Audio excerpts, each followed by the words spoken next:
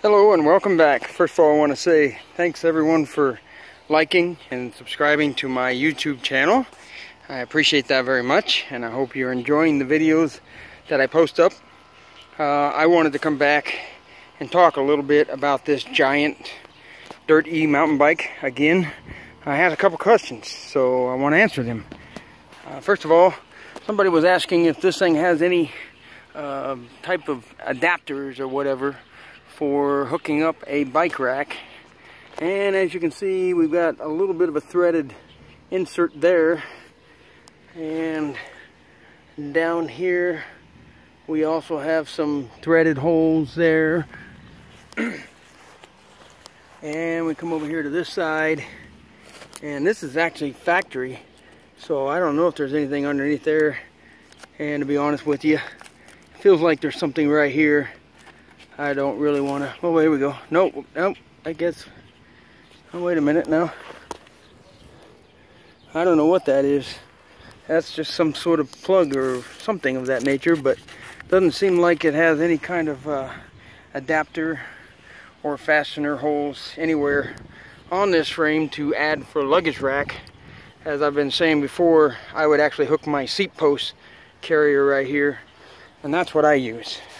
So if you're looking for something that has a lot of adaptations to fit your common universal fit type luggage carriers and stuff, I guess this is probably not the one that you want.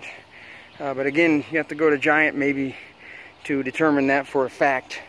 Ask them. I know that they'll try to push you towards the Explorer E, which is more of a commuter urban bike or whatever. And again, the main reason why I got this one, number one, is because I wanted to be able to go anywhere at any time for any reason. So a mountain bike, and I also like the nicer fork on here.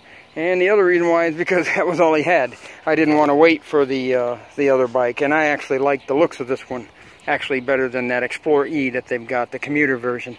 Again, I think I've told you I've got the Cane Creek Thud Buster right here. That works awesome. I also upgraded to my gel seat. Works awesome. I also got these more tires that are more in line for hard surface type riding. This is the kind of surface that I'm riding on, is asphalt roads and concrete sidewalks and concrete roads as well. So you can see why that would be handy, especially when you got this center line right here. That really rides very smooth. And then of course I upgraded the handlebar, because the original handlebar is really mountain bikey.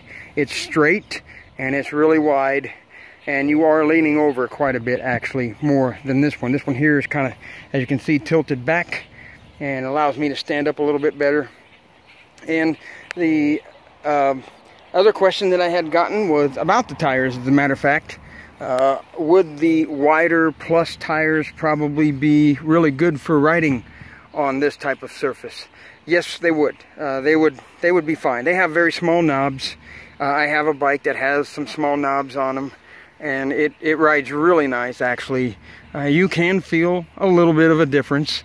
A little bit of noise and a little bit of vibration and a little bit of resistance, but I mean, for the most part, this thing here with the assist, no problem at all. Those plus tires factory would work easily, no problem.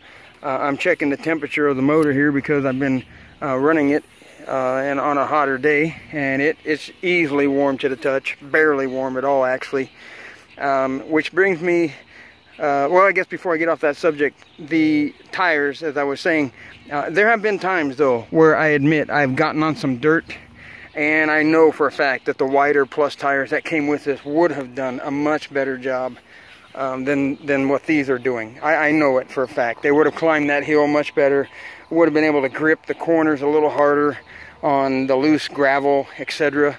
Because these tires are really hard. I mean, they're a very hard compound. And again, they're kind of an off-road tire, but yet you can see that they're really set up for a hard surface too when you're upright and cruising along. So, but I will say that moving on to the Other question, as far as heat, today is probably up in the upper 80s, lower 90s, and this is the reason why you get a e-bike, because I'm barely sweating. I mean, I'm sweating, but dude, if I was on a real bike that I had to pedal up the hills that I had to pedal up, even on this hard surface, I would have been drenched in sweat. This thing makes it so easy. I was able to go virtually 17, 18, 19, 20 miles an hour the whole time. This is the reason why you get an e-bike, because this makes it so easy. I mean, just take a look at me. I mean, I hardly have any sweat. I got a little bit, but I mean, my shirt's not soaked. Literally, without a doubt, I would be completely drenched if I would have done this with a normal bike. And I mean, I'm wearing a long sleeve shirt, and that's just kind of me. That's my attitude. I don't like short sleeve shirts for the most part. I wear them kind of, but the other thing that I do is I dress for the ride, or for the slide, not just for the rides. So that's one of the reasons why I wear long pants and long sleeve shirts, because, you know, I'm moving at a good clip, 20, 25, sometimes 30 miles an hour on this thing. And, you know, I hit a patch of loose gravel or somebody pulls in front of me, yeah, I need to dress for the slide. So that's why I do that. And I wear a helmet, and I wear gloves. But honestly, that helmet, being a nice helmet that it is, you know, flying along at 30, I probably need a motorcycle helmet at that point. But I'm willing to take that risk, I guess, a little bit. And plus the fact that our traffic isn't really congested around here, I'm going to trust that I'll get by okay. So anyway, just wanted to bring that back out and kind of, you know, explain to you what happened today as far as the ride, answer a few of the questions that have been asked on my channel, because I want, you know, you guys to know everything about this bike that's possible. And I really highly recommend it. I would definitely tell you that you need to go out and get one. Without a doubt, this thing is awesome. And again, I recommend the mountain bike actually over the Explorer E, just because of the fact that it's got a better fork, it's got good brakes on it, and it does, I guess, have the bigger battery. One guy on my channel here was commenting that that this one actually has the bigger battery on it, and in my opinion, that's a lottery win. That's something that you want. You want a bigger battery. So again, don't forget to like this video, comment, ask questions. I will be glad to make a special video for you if I can. And certainly share this and subscribe to my channel. That way you get all the updates and you know exactly what's going on here. Again, thanks a lot, guys. We'll talk to you later. Bye-bye.